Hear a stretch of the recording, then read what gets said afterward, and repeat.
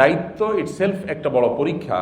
এই পরীক্ষা অবতীর্ণ হয়ে উত্তীর্ণ হওয়া মানুষের সংখ্যা এত কম, পরিমাণে এত কম যে সেটা হাতে গুনে বের করা সম্ভব হয়তো।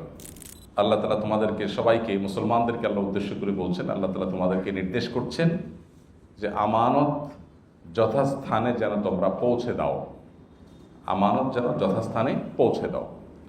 এই মর্মে আল্লাহ তাআলা তোমাদেরকে নির্দেশ করছেন।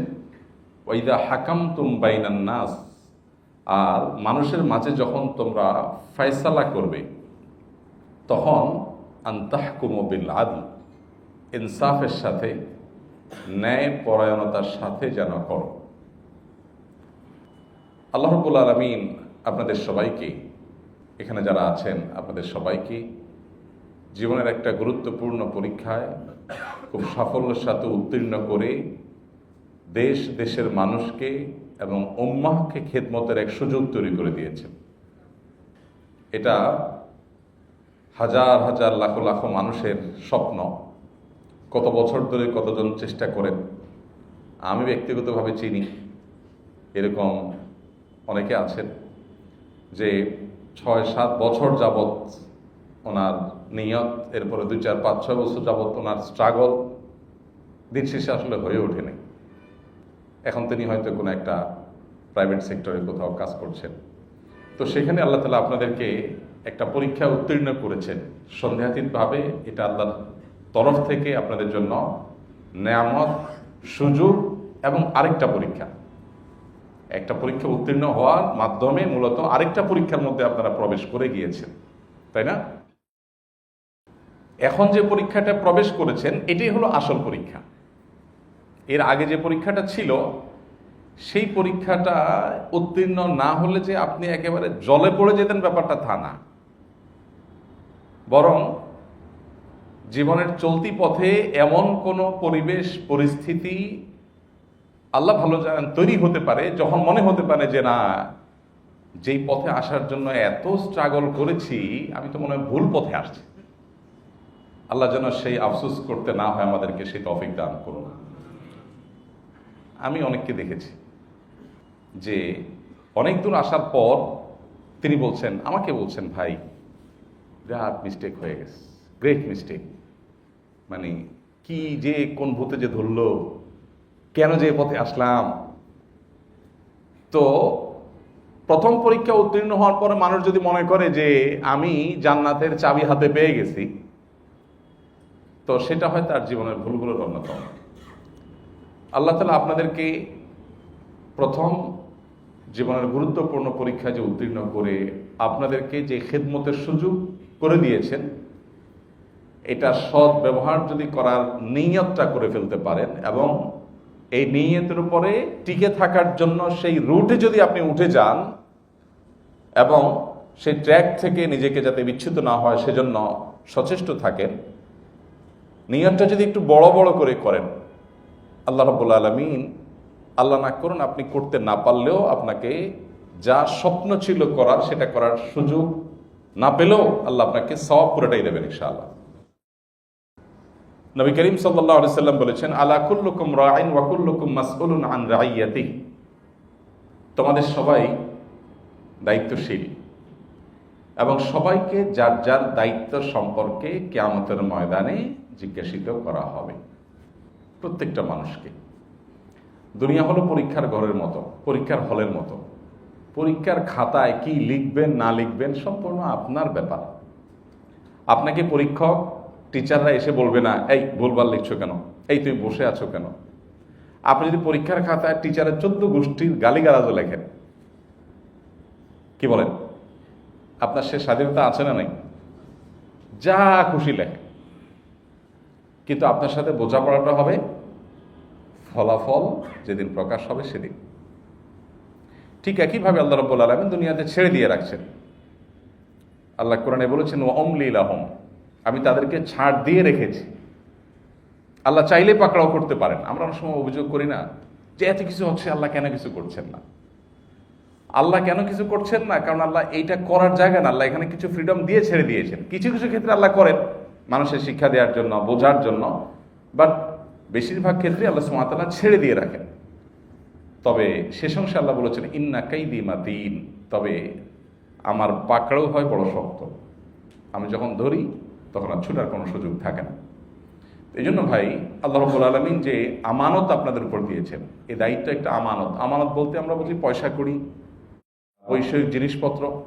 নবী করিম সাল্লাল্লাহু আলাইহি ওয়াসাল্লাম বলেছেন ইযা হাদ্দাসার রাজুলু ফালতাফাতা ফাহিয়া আমানা, কেউ যদি তোমার সাথে কথা বলে ডানে বামে তাকাতাকি করে, অর্থাৎ সে এটা অন্যরা জানুক চাচ্ছে না, তাহলে সেটা তোমার কাছে আমানত হয়ে গেল, এটা তুমি আর কারোর কাছে বলতে পারো না।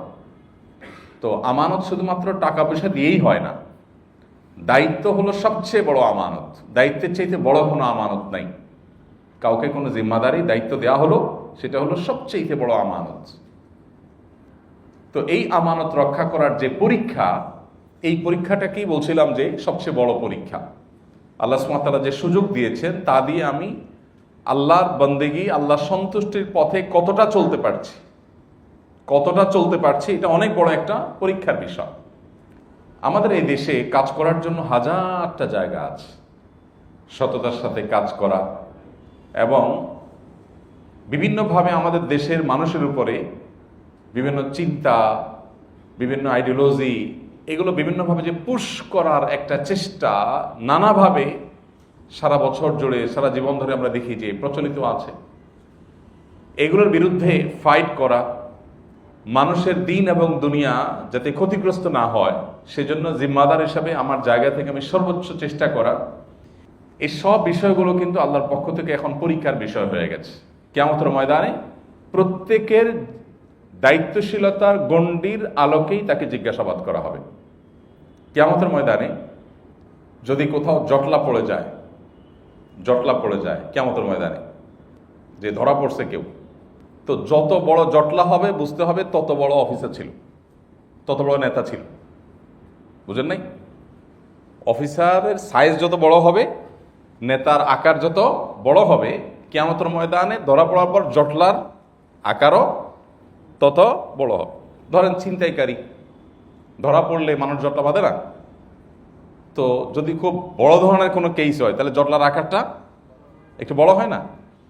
ঠিক একইভাবে কিয়ামতের ময়দানে কিন্তু পাকড়াও যখন হবে, তখন যার দায়িত্বের আকার যত বড়, তার পাকড়াওটাও তত বড় হবে। আবার বিপরীত দিক থেকে যদি আমরা দেখি, সুযোগ হিসাবে যে সবচেয়ে বেশি মানুষকে সাথে নিয়ে জান্নাতে যেতে পারবে, সে সুযোগটা দেখা যাবে আল্লাহ যাকে যত বড় জায়গায় যাওয়ার তৌফিক দিয়েছেন, তিনি যদি সেটা সদ্ব্যবহার করেন, দেখা যাবে জান্নাতে যাওয়ার সময় তিনি বিশাল বড় বাহিনী নিয়ে তিনি জান্নাতে যেতে পারছেন। আল্লাহ তাআলা আমাদেরকে সে নেক মানুষগুলোর মধ্যে শামিল হওয়ার তৌফিক দান করুন। সম্মানিত ভাইরা, আপনারা আজকে অনেক মাশাআল্লাহ জজবাতি কথাবার্তা শুনছেন, অনেকের কথা শুনেছেন, হয়তো আরো শুনবেন ইনশাআল্লাহ। আপনাদের মধ্যে একটা প্রেরণা হয়তো তৈরি হয়েছে, হবে, কিন্তু এই প্রেরণাটা ধরে রাখাটা বড় কঠিন কাজ, বড় কষ্টের কাজ। শুরুতে অনেকেই খুব ভালো ভালো নিয়ত করেন মাশাআল্লাহ, কিন্তু এই নিয়তগুলো শেষ পর্যন্ত ধরে রাখতে পারেন না। সেটার একটা বড় কারণ হলো যে সেই পরিবেশ, সেই প্রতিবেশ আমরা সবসময় মেনটেন করতে পারি না। তো এই জন্য ভালো কোনো কিছু করার নিয়ত করার পর সেটাকে ধরে রাখার জন্য ভালো এবং নেককারদের পরিবেশে নিজেকে সবসময় সম্পৃক্ত রাখা, সেই সার্কেল সবসময় মেনটেন করা, এটা গুরুত্বপূর্ণ। অর্থাৎ যে মানুষগুলোর সাথে বসলে আল্লাহর কথা স্মরণ হয়, খোদ নবী করিম সাল্লাল্লাহু আলাইহি সাল্লামকে আল্লাহ বলেছেন আপনি তাদের সাথে বসুন যারা সকাল সন্ধ্যা আল্লাহর স্মরণ করে, আল্লাহর জিকিরে মাশগুল থাকে। নেককারদের সঙ্গ অবলম্বন করার জন্য বা তাদেরকে সঙ্গ দেওয়ার জন্য নবী করিম সাল্লাল্লাহু আলাইহি সাল্লামকে আল্লাহ তাআলা নির্দেশ করেছেন। সেখানে আমরা যারা সাধারণ মানুষ, আমরা যদি আমাদের দ্বীনি চেতনাকে, আমাদের শুদ্ধ এবং সুন্দর চিন্তাগুলোকে সারা জীবন আমাদের মধ্যে জাগ্রত রাখতে চাই, তাহলে পরিবেশের কোনো বিকল্প নেই। পরিবেশের জন্য বিভিন্ন রকমের পথ হতে পারে। আপনি মসজিদের পরিবেশে চলে আসলেন, এই যে এটা একটা পরিবেশ। আপনি দিনই কোনো পরিবেশে আসলেন, দিনদার যারা খুব সিরিয়াসলি দিন মেনটেন করে, যারা আল্লাহর কাছে জবাবদিহিতার বোধ সবসময় নিজের মধ্যে জাগরুক রাখে, সেই মানুষগুলোর সান্নিধ্য, সাহচর্য, তাদের সাথে উঠা বসা, তাদের সার্কেল মেনটেন করা, এর মধ্য দিয়ে হয়তো এই জীবনের যে বড় পরীক্ষার মুখোমুখি আমরা হয়েছি, সেই পরীক্ষায় আল্লাহ তাআলা আমাদেরকে উত্তীর্ণ হওয়ার তৌফিক দান করবেন। আমি আজ থেকে বেশ অনেক বছর আগের একটা ঘটনা মনে পড়ে। একজন সরকারি কর্মকর্তা, ক্যাডার অফিসার, আমার আব্বার বন্ধু ছিলেন। এখন উনি কোথায় আছেন আমি জানি না, অবশ্য অনেক বছর আগে উনি দাওয়াত তাবলীগের সাথে সম্পৃক্ত ছিলেন। আমার মনে পড়ে যে আমি কোন একটা কাজে, মাদ্রাসার ছাত্র, মাদ্রাসায় পড়লেই গায়ে জুব্বা দাড়ি টুপি লাগাই ফেললে যে দিন পরিপূর্ণভাবে সব ক্ষেত্রে বুঝে ফেলে তা না, ত্রুটি থাকে, তাই না? তো আমার একটা ত্রুটি ছিল। কি ত্রুটি? সেটা হলো, আমি কোনো একটা কাজে বোধহয় আগারগা পাসপোর্ট অফিসের কাছে ওনার অফিস ছিল। পাসপোর্ট অফিসে মনে হয় পাসপোর্টের এখানে কোনো কাজের জন্য গেছিলাম, অনেক আগের কথা। তো আমার কয়েকটা কাগজ প্রিন্ট করতে হবে। আমি আসলে কোথায় প্রিন্টিং করতে হবে এগুলো তো বুঝিও না তখন, মানে ওর আশপাশে কোথায় যাবো ওটা চিনি টিনি না। তো যেহেতু আমি জানি এখানে আঙ্কেল আছেন, চলে গেলাম আঙ্কেলের কাছে। যাওয়ার পর পেন ড্রাইভে করে দিলাম যে আমার এই ফাইলগুলো প্রিন্ট করতে হবে, আপনার অফিসে প্রিন্টার আছে, কাগজ আছে। তো উনি নিলেন, নেওয়ার পর অনেক দেরি হয়ে গেল। তো আমি বললাম, কী ব্যাপার, আপনার এখানে না প্রিন্টার আছে, আপনি কোথায়? আবার কাউকে পাঠাইছে মনে হয়, পরে প্রিন্ট করে আসছে। পরে বললো, বাবা এগুলো তো সরকারি, এটা তো তোমার, এটা প্রিন্ট করার জন্য তো সরকার আমাকে দেয় নাই, তুমি আমার সন্তানের মতো, আমার ভাতিজা, তো তোমাকে তো আমি এটা দিয়ে প্রিন্ট করে দিতে পারি না, কিন্তু আমার জব দিতে আছে আল্লাহর কাছে। তো আমি চিন্তা করলাম, আমি মাদ্রাসায় পড়েছি কিন্তু আমার মধ্যে সেই সেন্স তৈরি হয় নাই যেটা আল্লাহর বান্দার ভিতরে তৈরি হয়েছে। এখন এইভাবে চিন্তা করা মানুষ সমাজে কতটা আছে বলি। আবার মাদ্রাসার চৌহদ্দির ভিতরে কথা বলি, আপনারা অনেকেই ওই যে ফাজাইলে আমল বইয়ের সাথে পরিচিত আছেন না? এটার যে লেখক শাইখুল হাদিস জাকারিয়া রহমতুল্লাহ আলাইহি, উনি এবং ওনার ফ্যামিলির বেশ কিছু হিস্ট্রি, ওনার আবৃত্তি আত্মজীবনী নামে একটা বই আছে, আত্মজীবনী বাংলা অনুবাদ হয়েছে, শাইখুল হাদিস জাকারিয়া রহমতুল্লাহ আত্মজীবনী, বোধহয় 700-800 পৃষ্ঠার, বেশ মোটা। ওখানে উনি লিখেছেন যে উনি যখন কাজ করতেন মাদ্রাসায় যারা কাজ করে তাদেরকে কিন্তু ঘন্টা টন্টা নাই, কিন্তু আপনারা জানেন কিনা, বিশেষ কয় মাদ্রাসায় আপনারা তো সবাই সরকারি কর্মকর্তা হিসাবে যারা কাজ করছেন, করবেন, আপনারা তো আছেনই। বেসরকারি অফিস আদালতে একটা টাইম আছে না, 8 ঘন্টা 10 ঘন্টা। কমি মাদ্রাসাগুলোতে যারা কাজ করে তারা কিন্তু জীবন অক্ষ করে দেয়। একইভাবে যে তবলিগ জামাতে, আরো বিভিন্ন সেক্টর, দাওয়াতি সেক্টরে দেখবেন যারা কাজ করে তাদের কোনো ঘন্টা ঘন্টা আছে? তবলিগ জামাতে কাকাল থেকে একটা টিম আসছে, তাদের 9টা to 5টা ডিউটি শেষ হয়ে গেছে, এখন তারা চলে গেছে, টাইম শেষ, এখন এরকম কোনো ইয়ে আছে? কাজ শেষ করার আগ পর্যন্ত তারা কাজ করে, তাই না? মাদ্রাসাগুলোতে সেটাই অলমোস্ট, যেখানে পুরা জিন্দিগি দিয়ে দিতে হয়, কোনো টাইম বলতে কিছু নাই, সেখানে পর্যন্ত শাইখুল হাদিস জাকারিয়া রহমতুল্লাহ যখন কাজ করতেন, ওনার টেবিলে একাধিক কলম থাকতো।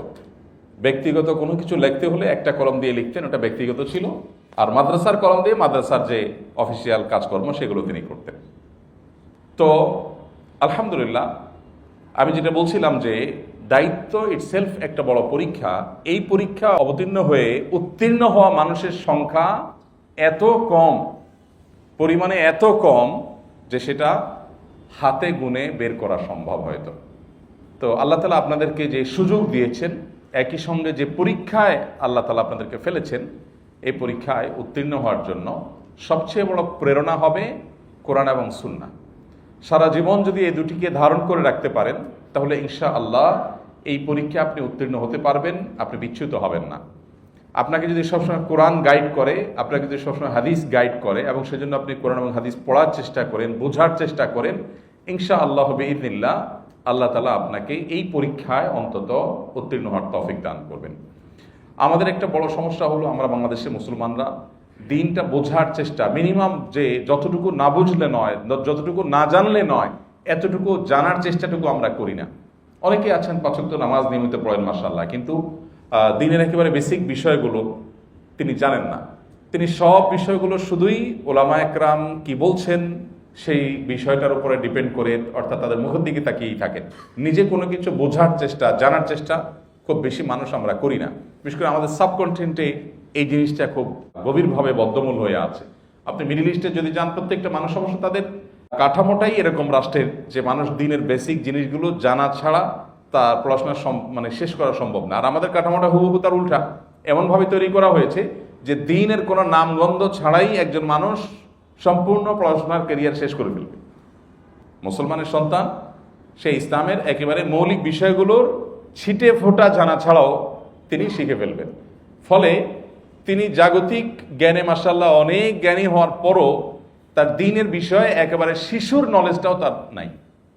এটা হলো দুর্ভাগ্যজনক বাস্তবতা। আমরা আল্লাহ রাব্বুল আলামিন যে পরীক্ষা আমাদেরকে মুখোমুখি করেছেন, সে পরীক্ষা আমরা উত্তীর্ণ হব, তাহলে সেক্ষেত্রে আমাদেরকে নিয়ত করতে হবে আমরা দ্বীনের বেসিক বিষয়গুলো শিখবো, জানবো, বুঝবো। আর জানার জন্য ওলামায়ে কেরামের তত্ত্বাবধানে অনেকগুলো বই পুস্তক পড়ার দরকার হতে পারে। এখানে যে মজলিস হয়েছে মাশাআল্লাহ, এর বাইরে আমরা আসুন্নাহ থেকে একটা মজলিস শুরু করে দিয়েছি এবং গত সপ্তাহে আলহামদুলিল্লাহ পরীক্ষামূলক প্রথম সপ্তাহব্যাপী একটা মজলিস হয়েছে, 5 দিন ব্যাপী। মজলিস বললে ভুল হবে, ক্যাম্পিং আর কি, রাত দিন থাকা। এবং উদ্দেশ্য হলো দিনের বেসিক বিষয়গুলো শেখা, বুঝা এবং প্র্যাকটিস করা। এটা তো আলহামদুলিল্লাহ আমাদের ওখানে যারা ড্রাইভিং ট্রেনিংয়ের জন্য আসেন আমাদের স্কিল ডেভেলপমেন্ট ইনস্টিটিউটে, তো এরকম 60 জন মানুষকে নিয়ে আমরা শুরু করেছি আলহামদুলিল্লাহ। উদ্দেশ্য হলো তাদেরকে দিনের বেসিক বিষয়গুলো শেখানো, বোঝানো এবং প্র্যাকটিস করানো, এই 3টা জিনিস। আলহামদুলিল্লাহ আমার কাছে অন্তত মনে হয়েছে, গতকাল সকালে ওনাদের বিদায় ছিল, সেখানে আমার কাছে মনে হয়েছে যথেষ্ট উপকৃত তারা হয়েছে।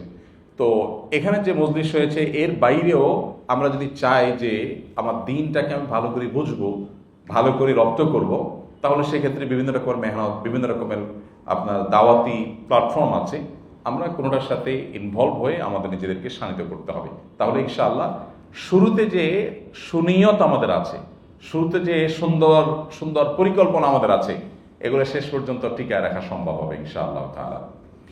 আর বিবাহিত কারা কারা আছেন একটু হাত তুলবেন মেহরবানি করে। ও সবই তো বিবাহিত অলমোস্ট, মাশাআল্লাহ।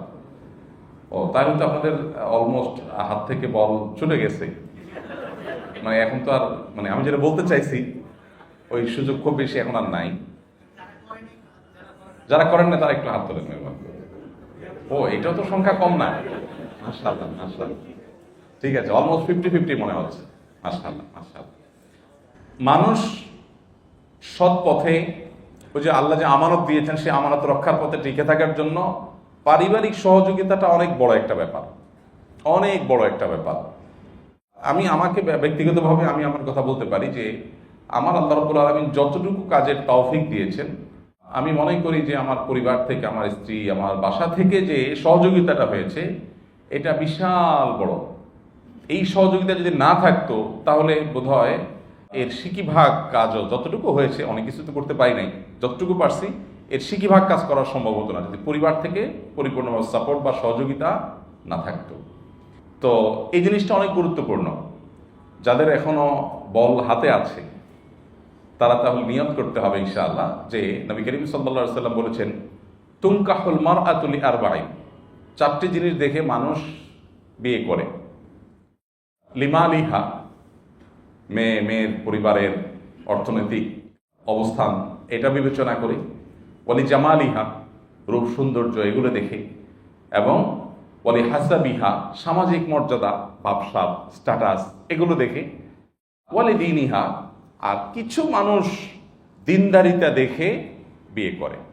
তো নবীজি বলেছেন ফাজফার বিজাতিদ দ্বীন, যারা অবিবাহিত আছেন নবীজি নির্দেশ করেছেন, নসিহা করেছেন যে তুমি দিনদার মানুষ, দিনদার জীবনসঙ্গী তাকে বিয়ে করে তুমি জয়ী হওয়ার চেষ্টা করবে।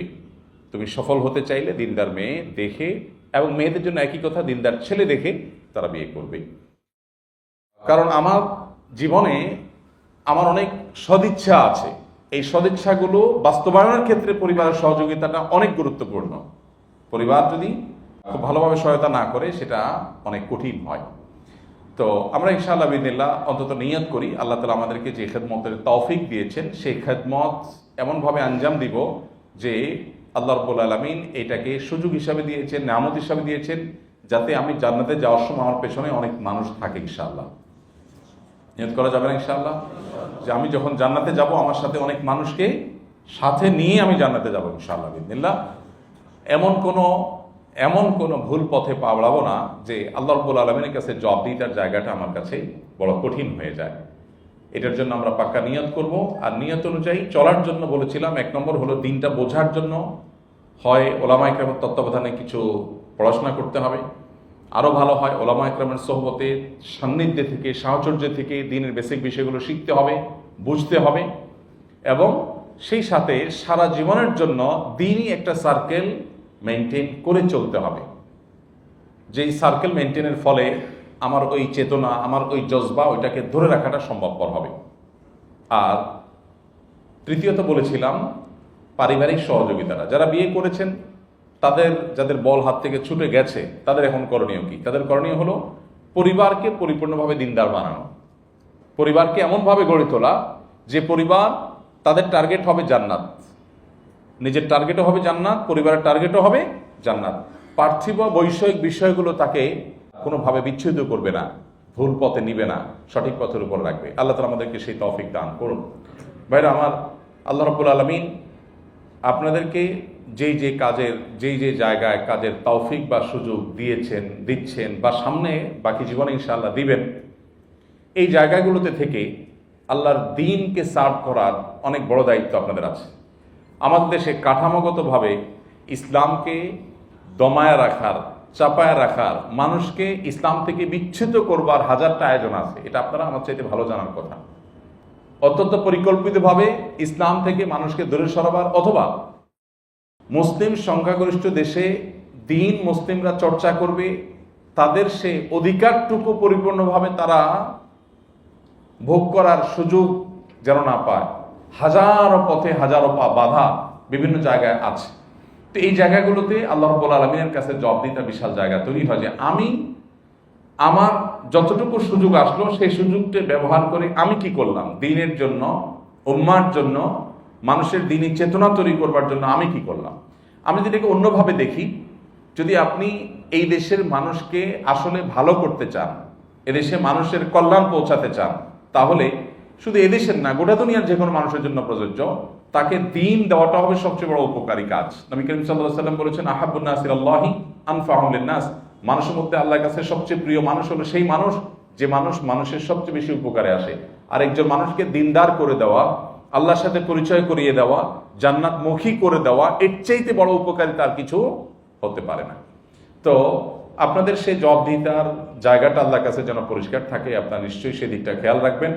আর যে নিয়তগুলো এখানে করছেন, মাশাআল্লাহ, অনেক ভালো ভালো আলোচনার পর সে নিয়তগুলোর উপর নিজেকে অটল রাখবার জন্য যে কাজগুলো বললাম, এই কাজগুলো নিয়মিত করে যাওয়া, এবং এই রকম মজলিস নিয়মিত হওয়া দরকার। সেটা মাসে 2 মাসে রিচার্জ হওয়া দরকার, এবং শুধু একা না, পরিবার সহ হওয়া দরকার। সেক্ষেত্রে প্যারালালি আগানো যায়। আর না হলে দেখা যায় যে একজন একদিকে টানে পরিবার, আরেকজনে আরেক দিকে টানে, তখন দেখা যায় যে গন্তব্যে পৌঁছাটা কঠিন হয়ে যায়। তো পরবর্তী আমরা অবশ্য আসন্না থেকে প্ল্যান করছি ইনশাআল্লাহ, ফ্যামিলি সহ প্রোগ্রাম কিভাবে করা যায়, মাস্টারাত সহ। হয়তো খুব বড় পরিসরে করা কঠিন হবে, আস্তে আস্তে আমরা সেদিকে যাওয়ার চেষ্টা করছি। আলহামদুলিল্লাহ, আরো অনেক দাওয়াতি আয়োজন আছে, অনেক দাওয়াতের মেহনত বাংলাদেশে প্রচলিত আছে। আলহামদুলিল্লাহ, আমরা ইনশাআল্লাহ সেগুলোর সাথে যদি জুড়ে যাই, আল্লাহর উপর ভরসা করে বলতে পারি আমরা সেফ হয়ে যাবো ইনশাআল্লাহ, অনেকখানি নিরাপদ হয়ে যাবো ইনশাআল্লাহ। আর যদি আমি একা একা মনে করি যে আমি সঠিক জায়গায় টিকে থাকতে পারবো, সেটা আসলে সম্ভবপর হয় না। ইয়াদুল্লাহি আলাল জামাআহ, আল্লাহ রাব্বুল আলামিনের সহযোগিতা থাকে হলো জামায়াতের সাথে। অর্থাৎ মানুষ যখন সম্মিলিতভাবে থাকে, সবাই যখন ঐক্যবদ্ধ প্রচেষ্টা করে, তখন আল্লাহ তাআলার সহযোগিতা সেখানে থাকে। একাকী আসলে মানুষ চলতে পারে না, এবং আল্লাহ তাআলার সাহায্য সহায়তা তার বেশ থাকে না। আল্লাহ রাব্বুল আলামিন আপনাদেরকে যে পরীক্ষা উত্তীর্ণ করেছেন, এখন আসল পরীক্ষা শুরু হয়ে গেছে। সেই পরীক্ষা উত্তীর্ণ হওয়ার চ্যালেঞ্জ নিতে হবে ইনশাআল্লাহ।